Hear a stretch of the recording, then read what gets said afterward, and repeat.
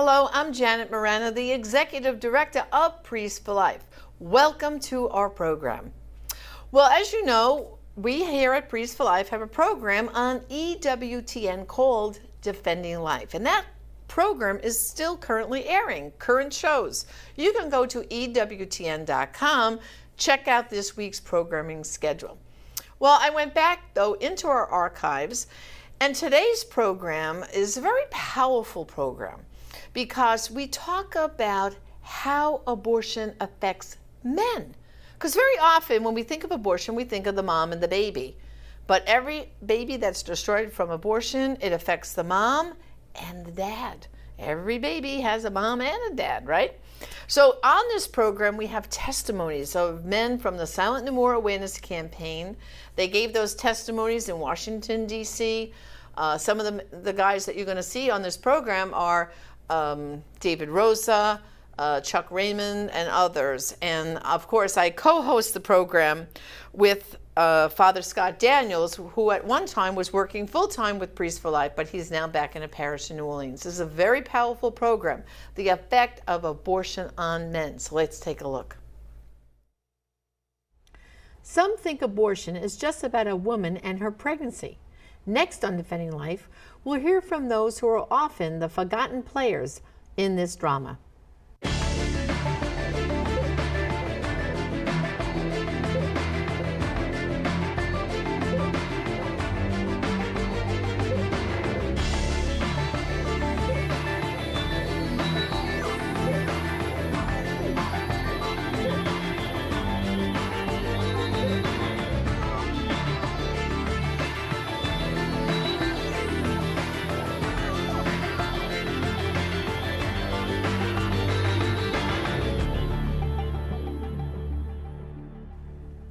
Hello, I'm Janet Morana, Executive Director of Priests for Life.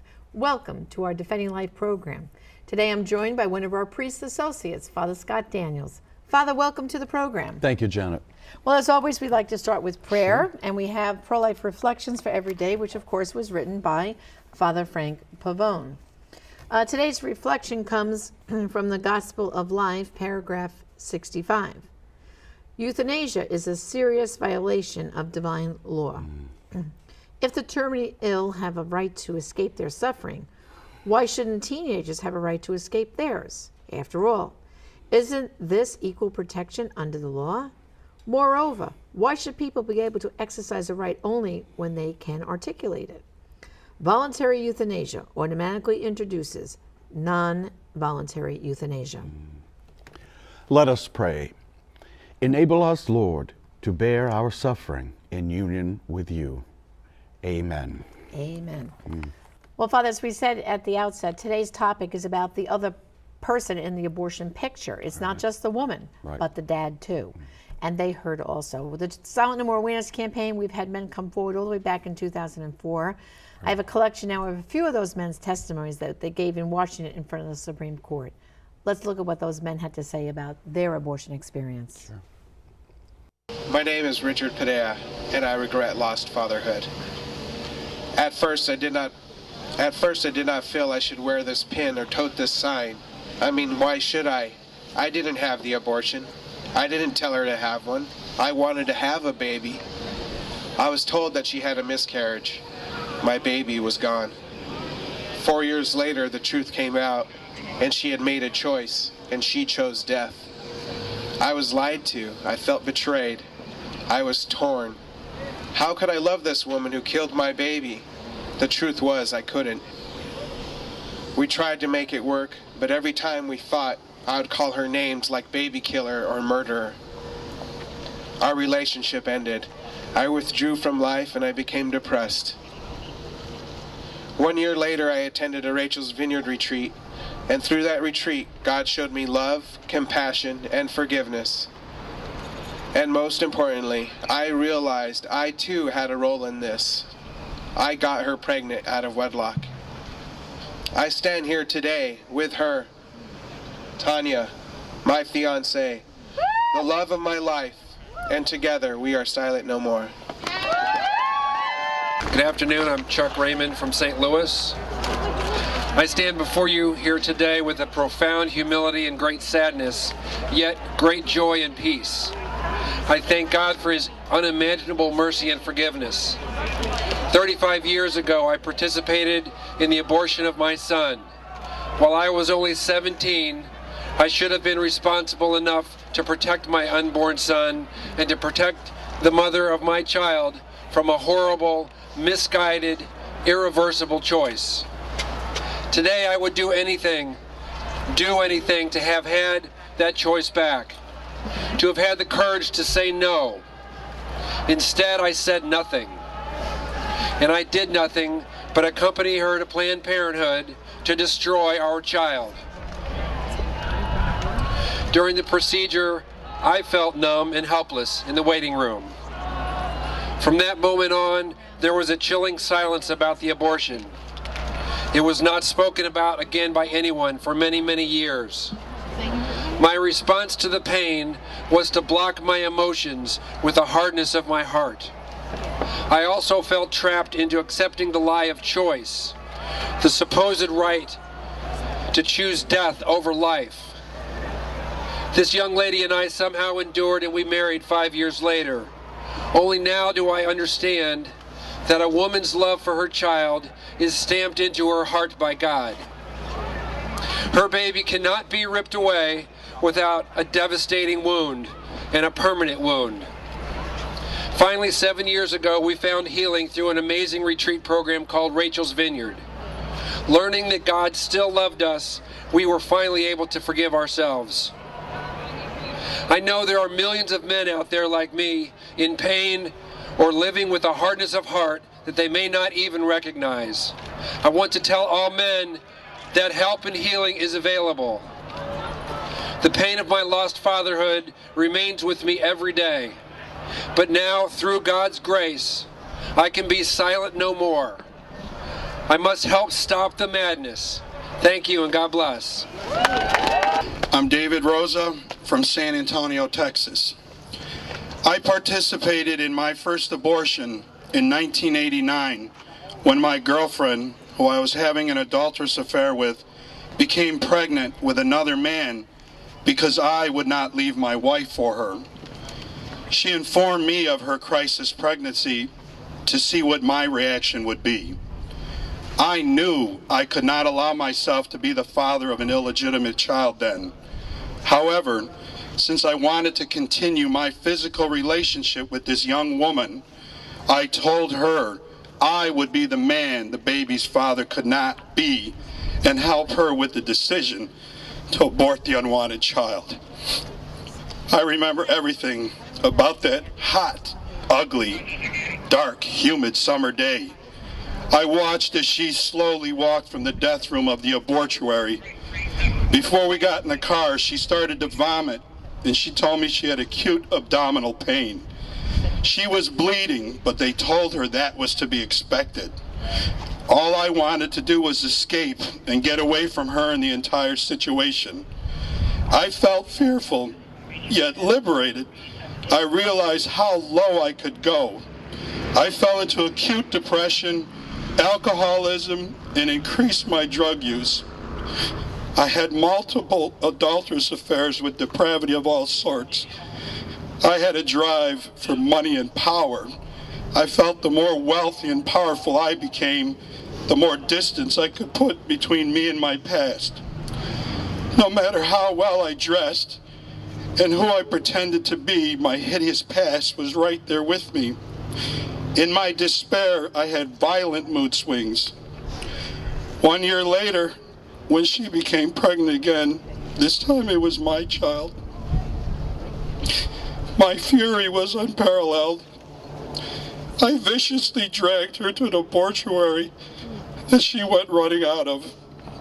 I thought she was lying about being pregnant to trap me into leaving my wife and marrying her. The reality was, I did not want to share or sacrifice anything, my time, my money, with anyone, not even a little baby. I remember that day, the abortuary was packed with women. She was crying. I didn't react. When the baby was dead, I dropped her at a townhouse, returned to my house, and without even thinking about it, I asked my wife what was for dinner. I tried to pretend that everything was normal. It wasn't long after that before I hit rock bottom and checked myself into a rehab center. When I was released, I knew I needed more help. I immediately went to confession with a Catholic priest. It took 3 consecutive days to complete my confession, but I still thought I knew better than God. Even though I had received absolution for my sins, I couldn't accept God's forgiveness. It wasn't until a year and a half later that I accepted what God had blessed me with, the grace to finally accept His mercy and begin this long and painful process of healing. Today, with the spiritual gifts of Rachel's Vineyard and everything that has been part of God's healing process for me, I now have the peace that surpasses all understanding, and through this joy, I'm willing to be silent no more. Very powerful, very emotional, and we have a lot more to discuss about this. We're going to take a break right now. Stick with us. When we come back after this break, we're going to talk about abortion and men and their grief. Stay tuned.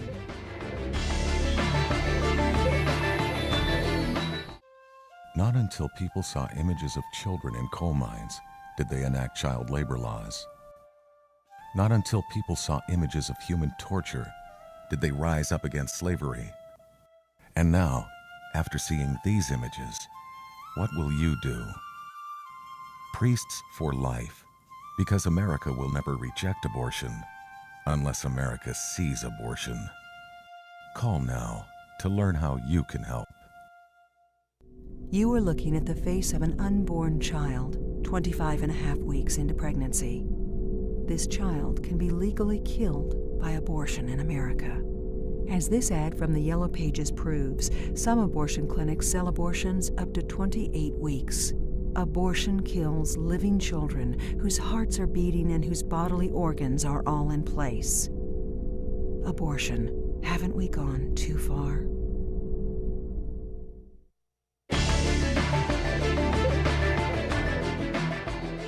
Welcome back to our Defending Life program.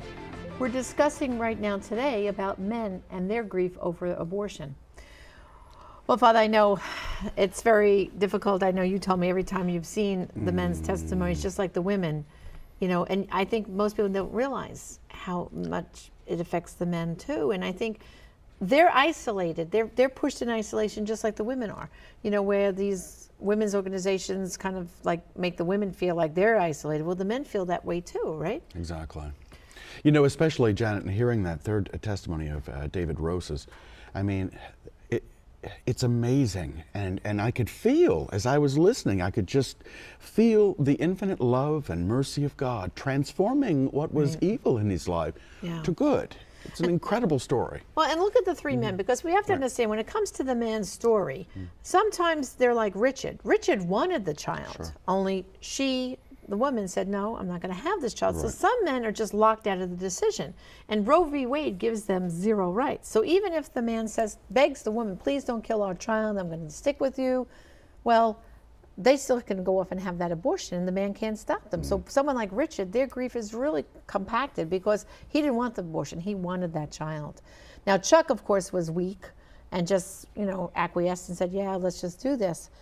Whereas David, you know, was cooperating, but not only that, I mean, he was leading a very sinful life. Right. He was committing the sin of adultery from his wife, and then, of course, hiding the fact that from his family that there were these abortions. His wife had no idea until years later.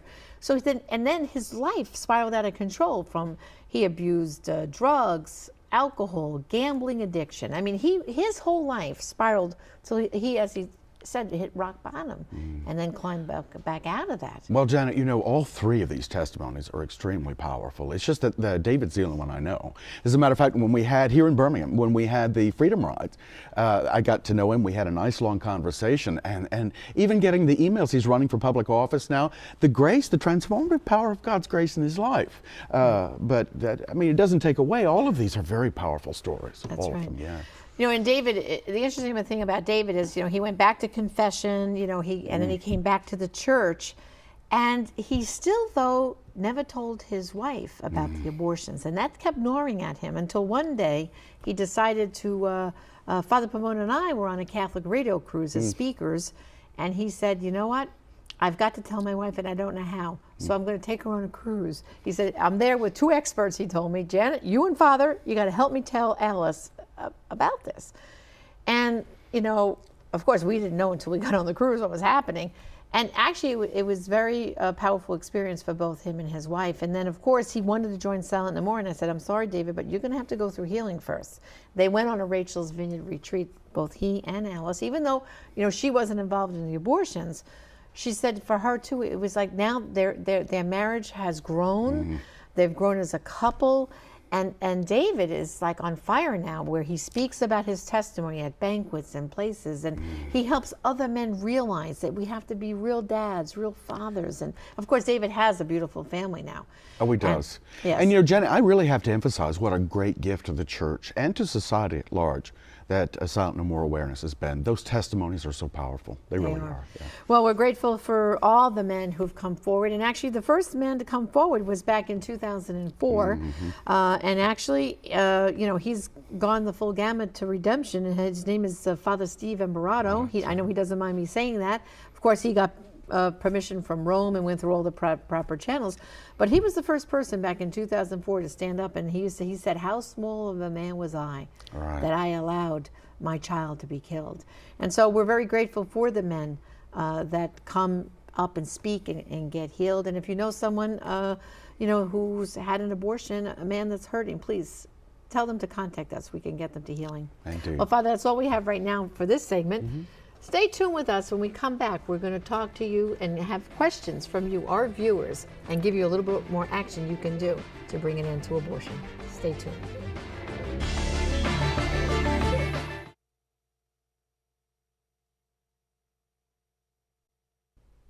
On our Priest for Life pastoral team, we have a number of authors whose books will inform and inspire you.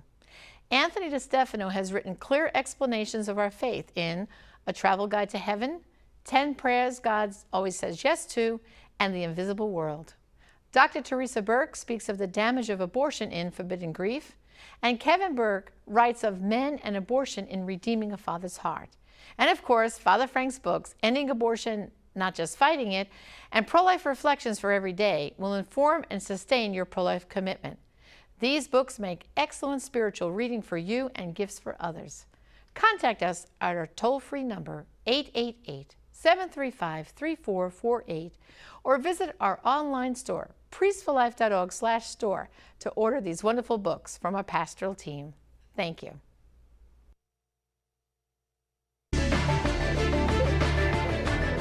Hello, welcome back to our Defending Life program, where now we're going to take a question from you, our viewers.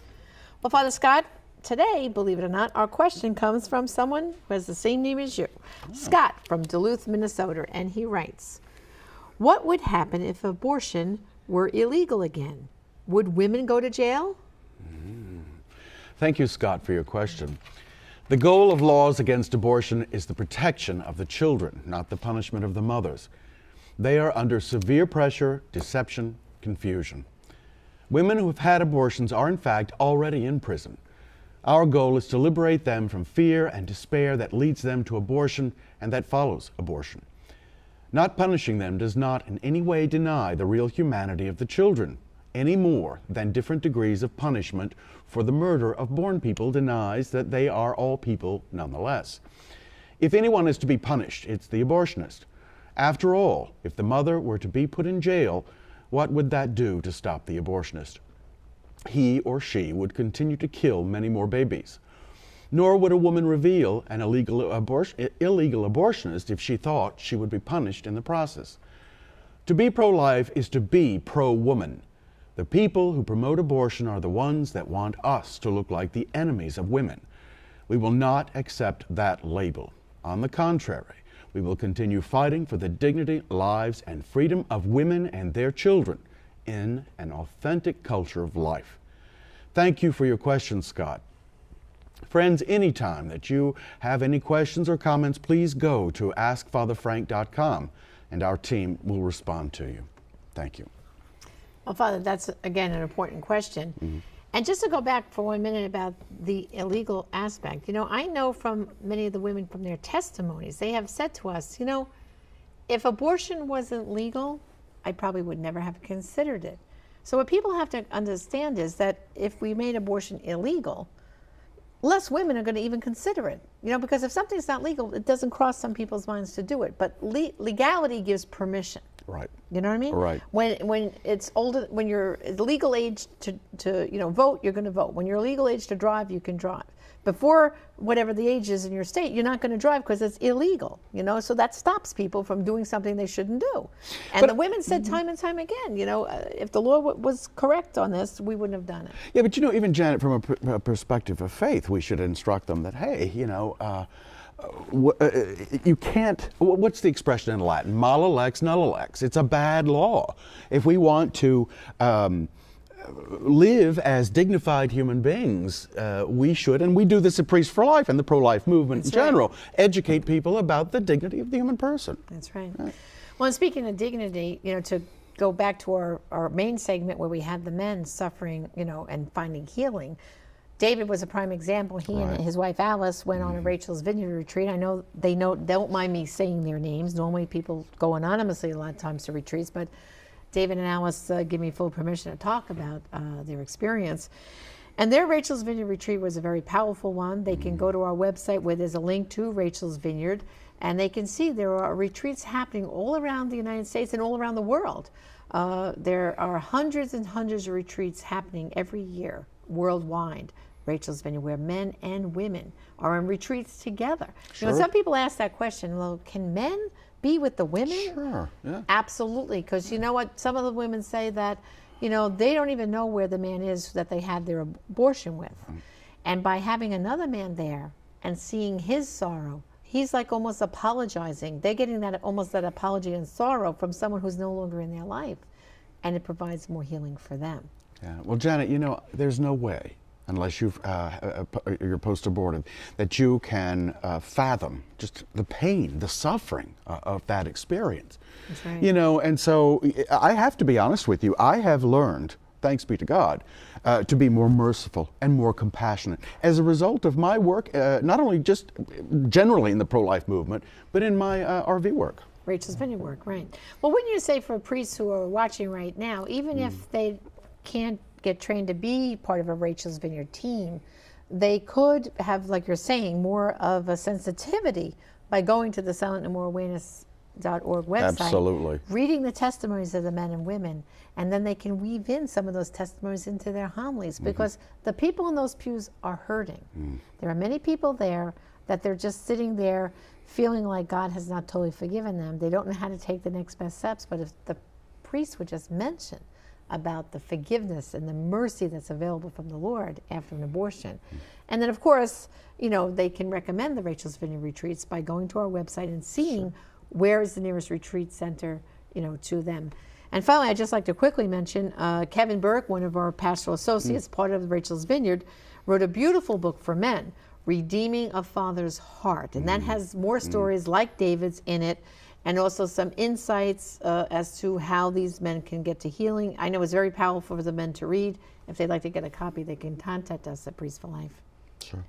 Well, Father, I want to thank you once again for welcome. a wonderful discussion. I know anytime we talk about post-abortion healing, both for you and I know it's close to our hearts, because we want to bring more people back to the Lord and healing to our wounded nation. Well, brothers and sisters, also, we'd like you to join with us in prayer. At Priests for Life, right on our website, we'd like to get from you your prayer intentions. You can fill them out right on the website. Also, too, we have mass cards, both for the living and the deceased. We'll send you as many as you like, a dozen at a time. I keep them at home, too, so that when I hear of someone who's passed away, I can fill out the card and then send in the donation. And then, of course, they're remembered in the daily masses of our priests, but also the cards for the living. Many a times we forget, it's someone's birthday or anniversary, or someone's not feeling well. What better way than to perk them up, to send them a Mass card for the living, where then they will be remembered at Mass on a daily basis. So again, contact us at Priests for Life to receive our Mass cards. And join us next week on Defending Life, where we'll come back with another exciting episode for you, so we can all work together to build a culture of life. Thank you, and God bless.